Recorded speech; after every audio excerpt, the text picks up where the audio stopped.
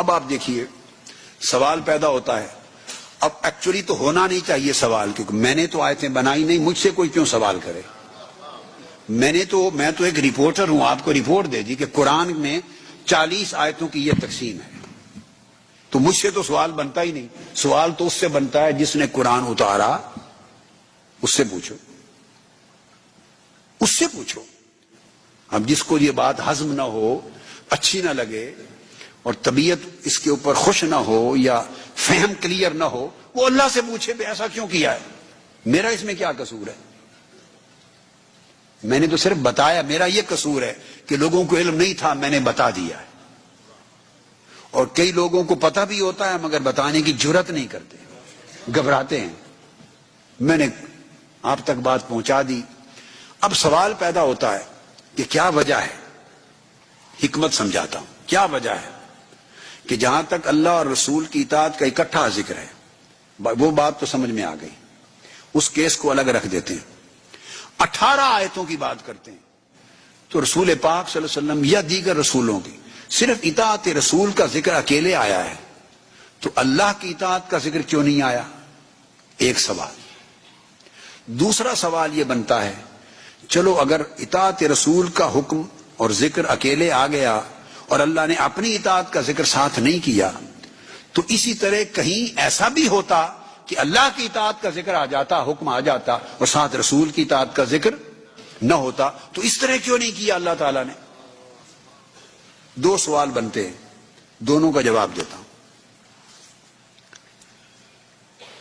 پہلے سوال کا جواب کہ صرف رسول کی اطاعت کا ذکر اور ان 18 آیتوں میں اللہ کی اطاعت کا ذکر نہیں.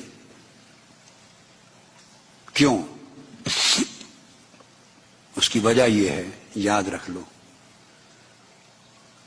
اللہ بڑا ہے, رسول اللہ کا نمائندہ ہے, اللہ سے چھوٹا ہے. اگر صرف اللہ کی اطاعت کا ذکر آ جائے کیا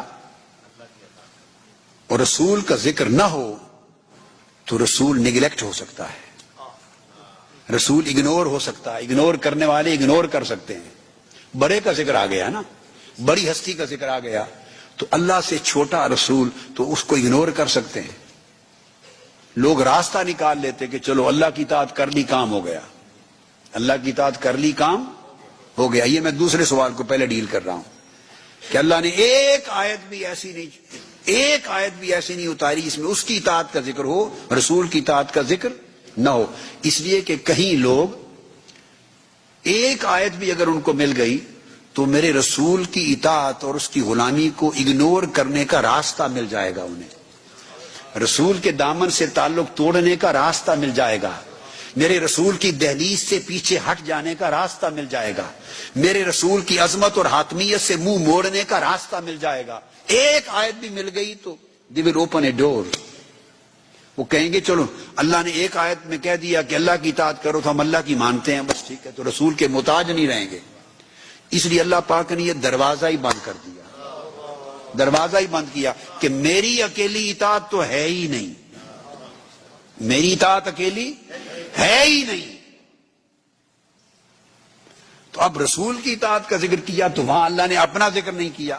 اس لیے نہیں کیا کہ رسول کی جب اطاعت ہوتی ہے تو وہ رسول اپنی طرف سے حکم نہیں دیتا, رسول کی اطاعت ہی اللہ کی اطاعت کہلاتی ہے.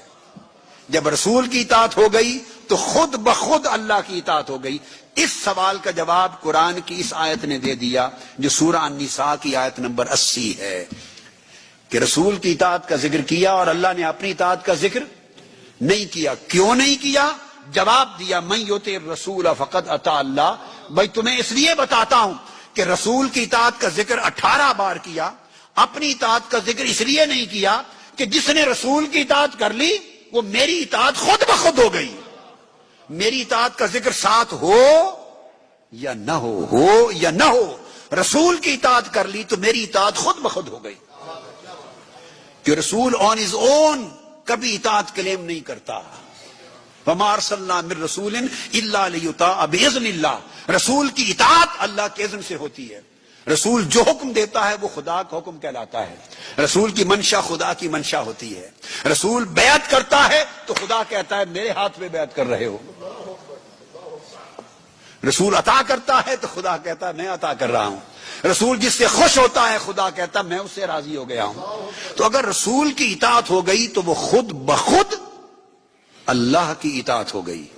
لہذا رسول کے اطاعت ہونے سے اللہ کی اطاعت نگلیکٹ نہیں ہو سکتی, اگنور نہیں ہو سکتی, کہ حضور علیہ السلام کی اطاعت پیکر ہے, ڈیمونسٹریشن ہے اللہ کی اطاعت کا, مظہر ہے اللہ کی اطاعت کا. اس لیے رسول کی اطاعت کی بات کی 18 جگہ, اپنی اطاعت کی بات نہیں کی, کیونکہ رسول کی اطاعت میں اللہ کی اطاعت خود بخود شامل ہے. اور اپنی اطاعت اکیلے اس لیے بیان نہیں کی کہ میری اطاعت اگر اکیلے بیان ہو گئی تو یار لوگ جو تاڑ میں رہتے ہیں اور ہر وقت تلاش میں رہتے ہیں کہ کوئی دروازہ نکلے کہ خدا کے در سے جڑیں اور رسول کو چھوڑ دیں, وہ تو پکڑ لیں گے اسی آیت کو اور سارا قرآن چھوڑ دیں گے, کہیں گے یہ قرآن کا حکم ہے تو ان کے لیے دروازہ کیوں کھولوں اس بدبختی کا. اس لیے فرمایا نہیں لوگوں, میری اطاعت کا نہ کوئی راستہ ہے نہ کوئی طریقہ ہے, اگر میری اطاعت کرنا چاہتے ہو تو صرف میرے رسول کی اطاعت کرو.